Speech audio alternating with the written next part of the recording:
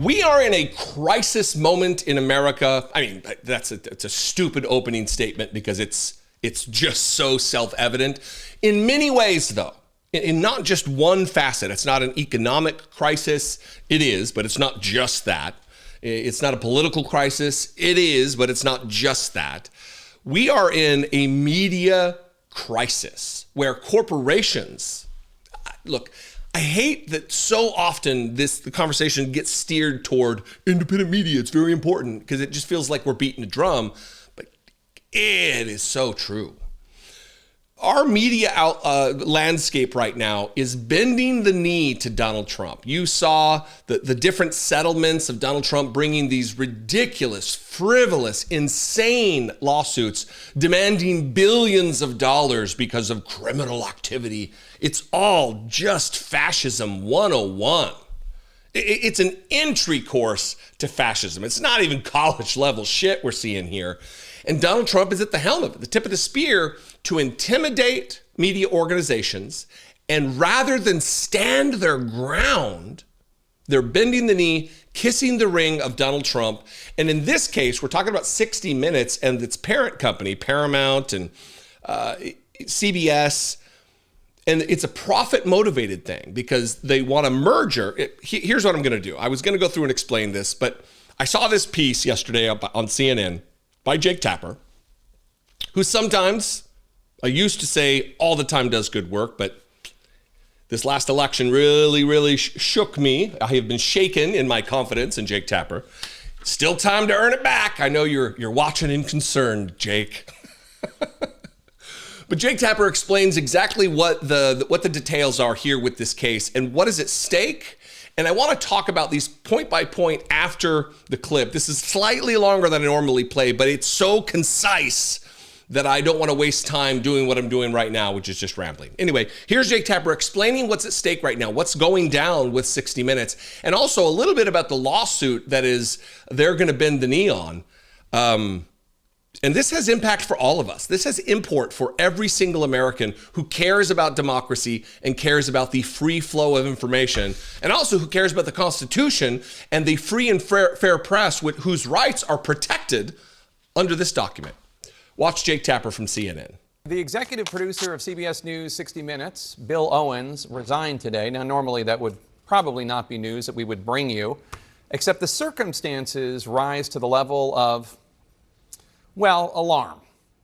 Owens said in a letter to his staff that, quote, over the past months, it has become clear that I would not be allowed to run the show as I have always run it, to make independent decisions based on what was right for 60 Minutes, right for the audience, unquote. And the context here is key because President Trump has been suing CBS News and its parent company, Paramount Global, for $20 billion for what the president calls, quote, unlawful and illegal behavior, unquote, though his accusations, according to legal experts, do not withstand scrutiny.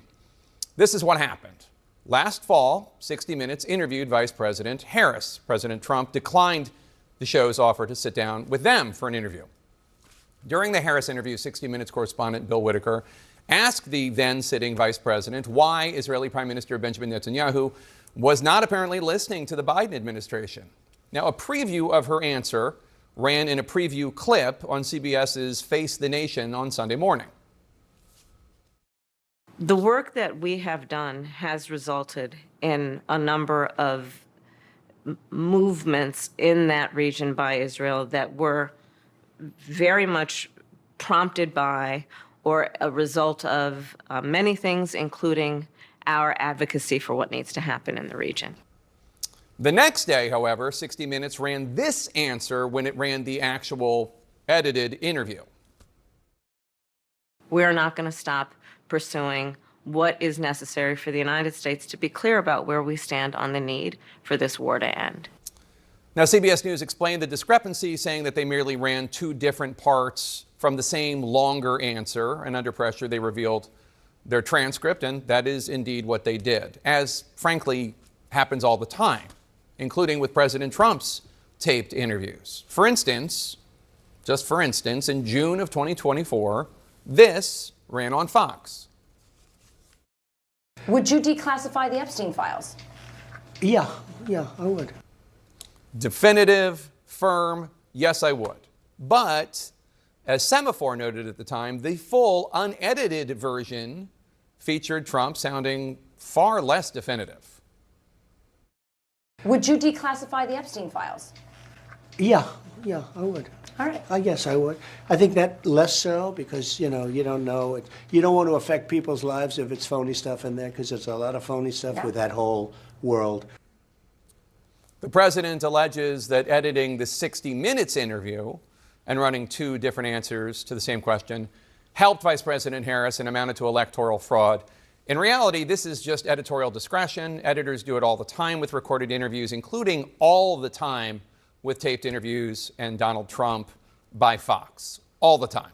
And legal experts, left, right, and center, say that this lawsuit in a court would certainly fail spectacularly. But, Paramount Global, which owns CBS News, is currently trying to merge with Skydance Media. And in order to do so, they need the approval of the Trump administration, specifically the FCC. And under the FCC's brand new Trump-supporting commissioner, Brendan Carr, it has been suggested that Trump's news distortion allegations against 60 Minutes will be considered by the FCC before any merger is approved. Now, Sherry Redstone is the majority owner of Paramount, and she stands to make a fortune if this multi-billion-dollar deal, this merger goes through. And it seems as if Sherry Redstone is likely to bend the knee to Trump and settle this allegedly frivolous lawsuit. So this is about a billionaire, Sherry Redstone, becoming even more wildly wealthy. Look, over the course of the last few months, I've been talking about how they're not on your side. Billionaires set our system up to benefit themselves, to extract your labor, to extract your participation, to extract your value, and pour it into their pockets. And this is just another example of this. Someone who should be dedicated to the prospect of the free press is going to bend the knee to Donald Trump to get her giant pile of money transformed fundamentally into just a slightly larger pile of giant money. And they're bending the knee to Donald Trump. You saw the clips. Look, you know that they edit Donald Trump's interviews on Fox News everywhere because he's a rambling nightmare of a human being who can't give a concise, simple, clear answer. Because he's addled. He's a demented old freak. And they have to give him the assist. Also, they're just state propaganda. What happened with Kamala Harris during that interview is not even questionable. It's not even like wow, I could see why the other side would think that. It's not even one of those situations. It's just what happens. If interviews go too long, they want to give the flavor for what, I don't have to explain it because there's nothing wrong with what took place. It's certainly not worth a $20 billion lawsuit that Donald Trump hopes will be settled to enrich himself. That's what this is about. That's why when all of these media companies go out there and bend the knee and kiss the ring, again, not the one on his finger, but the one between his cheeks, it's a problem. It hurts all of us.